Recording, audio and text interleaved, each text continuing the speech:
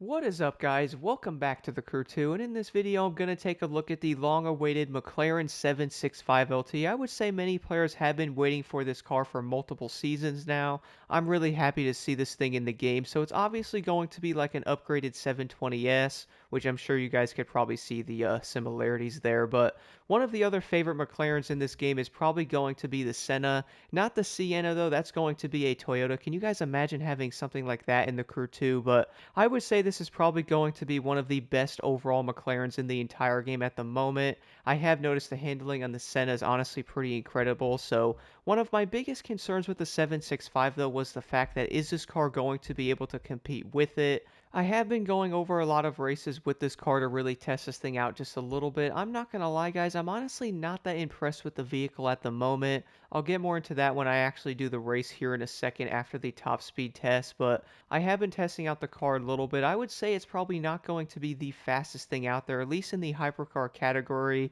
in the Crew 2. Obviously, the McLaren 765 in real life is probably going to be an absolute monster. Like, I know this car is going to be insanely fast. Plus, I really do love the look of this thing. Not only that, guys, as you will see as well, you can actually put some customization on it. You're also going to see one of the funniest looking wide body kits. Like, my goodness, look how bad the fitment is on that. Can we have some spacers, please, on aisle 7? My goodness, like, what? Like, look at this.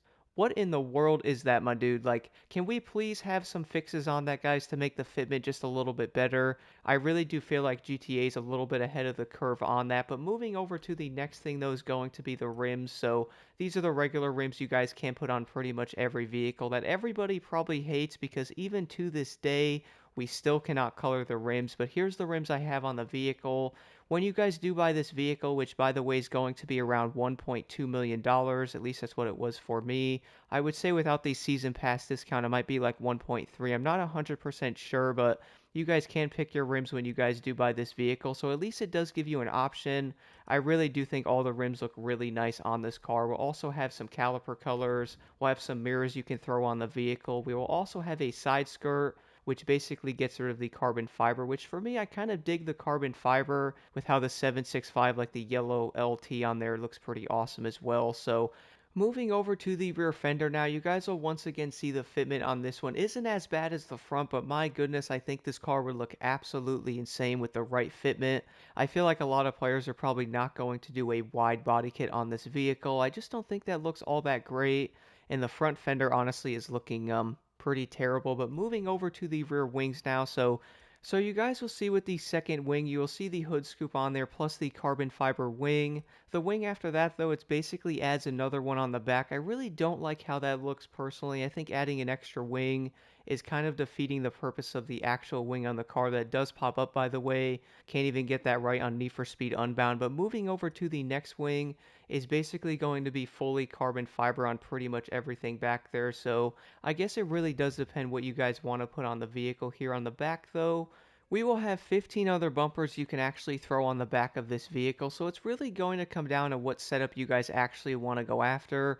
One thing I have noticed though with some of the vehicles in the Crew 2 is like, for example, you guys probably notice how all the exhausts are going to be different, and then it will change like one piece of the car. So now we're going to have that full carbon fiber piece down there with like the things holding it up. So that does look kind of cool, but I really do feel like it's going to come down to the build you guys do want to have, and with every single one, you guys will also have different exhaust options with it. I really don't know if I like how that one actually looks on the vehicle. Like, I think that sticks out a little bit too much, but I'm actually glad to see some customization with the 765 in general. So moving over to the interior now, though, guys, I'm going to go with yellow on here.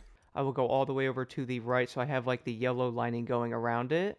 Add that to it. Let's add the nicer interior, and you can't change anything else, which is not really shocking considering most of the cars already like customized with like the carbon fiber and stuff. One thing I also noticed though, I will show the interior here in a second in the outside view, but this thing has some nice detail to it for what it is. Like, I actually like how you can see the screen, unlike the Dodge Charger SRT8 Lab Edition where the screen's apparently off. I guess it might need to have its battery checked, but at least this car is going to have some nice detail to it because I do like having that in these vehicles, especially when you're paying over 1 million bucks for these cars.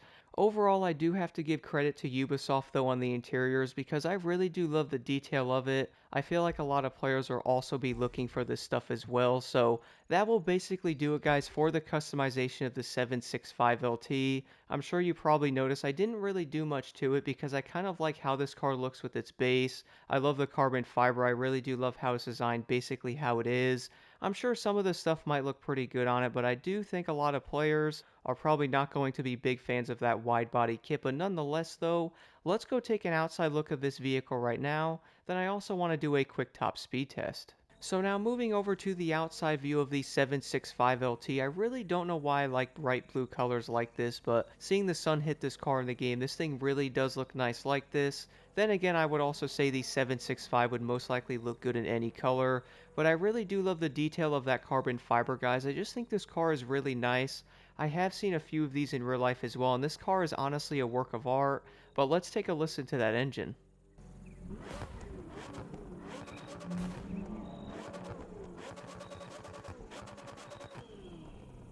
And now moving over to the interior view of the 765LT, I think we can all agree, guys, as I did mention before, I really do love the detail of this thing, like seeing the screen work down there, plus seeing all the buttons and all that in the detail of them. Even the actual dash looks really nice with the odometer, obviously the RPM reader, and or the gear indicator as well. So I have to give Ubisoft credit on this thing, like it really does look great. I think we can all agree some of the vehicles in this game might not look the greatest and or have the most detail, but my goodness, they really did one heck of a job on this 765. But now besides all that, guys, I do want to do a quick top speed test with the 765 as well. So I'm not going to lie though, I have, like I said, around 100 miles on this car. So I've done a good amount of the hyper races around the map, like none of the insanely long ones, but a lot of them basically around 3 minutes. I have been testing it out.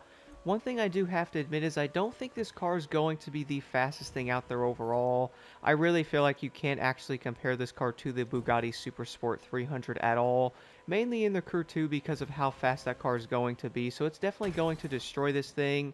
Unfortunately, I did also just see how this thing lost itself over that hill. So those are going to be the things you guys do want to look for with these vehicles, because I'm sure players are looking for good cars to actually use in summits and all that. I really do feel like the 765 might just be better for like grinding out races and stuff, which it's going to be great for. You could probably run this vehicle on like some of the actual summits and or like PvP. It just might not be the greatest thing to run. But moving over to this straightaway right now, guys, the top speed of this car is going to be around 298 miles an hour to 299. So I was noticing that when I was testing it out earlier as well. On some of the events, I was hitting like 298 on some of them.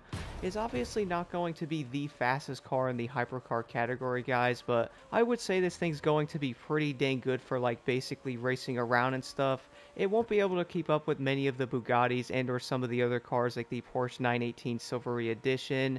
This car might not have the highest top speed out of many of the other hypercars, guys, but I really don't think that's going to hurt it. I actually feel like one of the biggest things I noticed about the 765 is probably going to be its handling. This thing feels very nice when racing. It's similar to the Senna and or the 720S, so that's going to be a very big positive with it.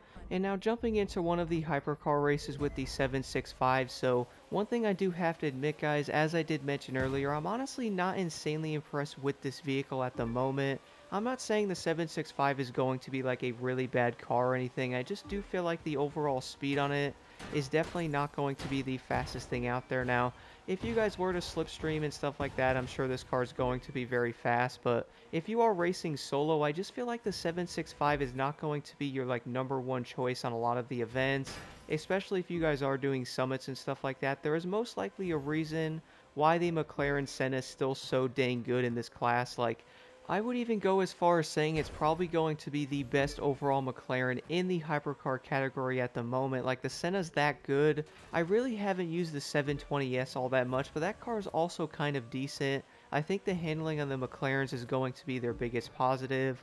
I would also say the 765 by far, guys, from what I've seen, compared to many of the other hypercars even, I do think the stability and handling of this vehicle is going to be very good.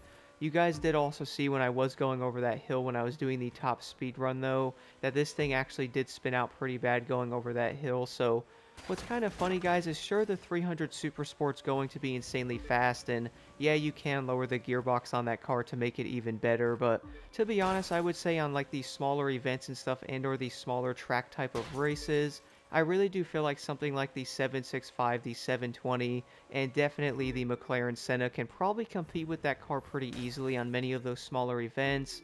It's always going to be a good thing to have more competition in there, especially due to the fact that the hypercar category is most likely going to be like one of the most competitive classes in this game, so whenever a new vehicle does actually come out, I'm sure many players are going to want to see how this thing can do. Overall impressions, guys, I wouldn't call this the best overall hypercar in the game, and honestly not really close to it, but it could probably still compete with many of the better ones. I do feel like that's something many players are probably looking at with these vehicles because some people might be wanting to run different cars in summits and they're probably testing different ones out and stuff, and I'm sure a lot of players are most likely tired of seeing Bugattis absolutely everywhere, but what's kind of funny, guys, the Bugattis are going to be like the fastest in the class with overall speed, especially with the top speed of many of them as well. But one of the funniest things, though, is the fact that they will have that one big flaw to them with their handling. I noticed they're very unstable at higher speeds. Is going to be pretty interesting considering many players are most likely going to be looking for different vehicles in this class that they can run. That's actually going to give them more confidence in the long run as well on these bigger events and or actually going after a great time on many of these races in the summits. Like, I do think these cars have a lot of potential, but at the same time, I also feel like many players are going to want to go after that highest score that they possibly can, and some of these other vehicles are definitely going to be a bit of a challenge to do that with how they actually drive and all that stuff, but at least with the 765 guys, and I guess you could even say the McLarens in general, have some really nice handling and stability, so at least it does have that going for it. One of the other things I'm also looking at, though, is the fact that many players have been waiting for the 765LT to be added.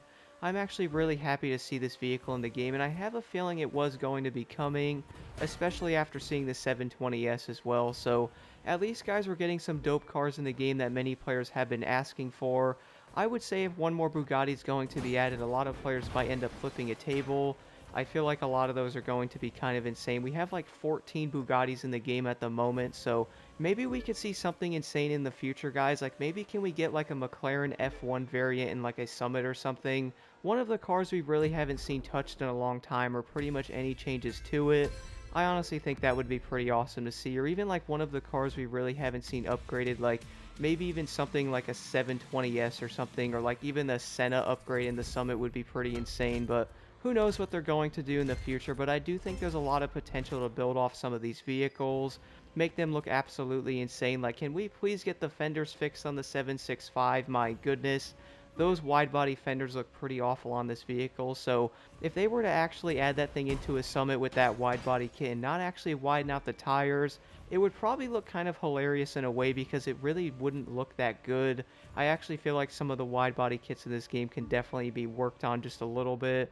But then again, if we can just widen out the tires to actually fit the legitimate body kit, maybe it would look a lot better in that aspect. But overall, guys, I would say you really can't go wrong with the McLaren 765LT. I'm sure a lot of players are going to get this vehicle because they like it. You don't necessarily have to buy these cars just to compete in summits, but at least we're going to have the option to actually compete in these summits with some of these newer hypercars. I really do feel like that's going to add on to the variety in the game as well, which I definitely do want to see that. If I had to guess, many players are most likely tired of seeing Bugattis all over the place, but overall, guys, I really do like this car. Do keep in mind, once again, it's going to be around $1.3 million to buy this thing, which is kind of going to be around the going rate for a hypercar in the Crew 2, but at least it's going to be a lot cheaper than many of the Bugattis as well, so that's also going to be a plus. But let me know what you guys think about the McLaren 765LT in the comments below, and here are the settings I'm currently running on this vehicle.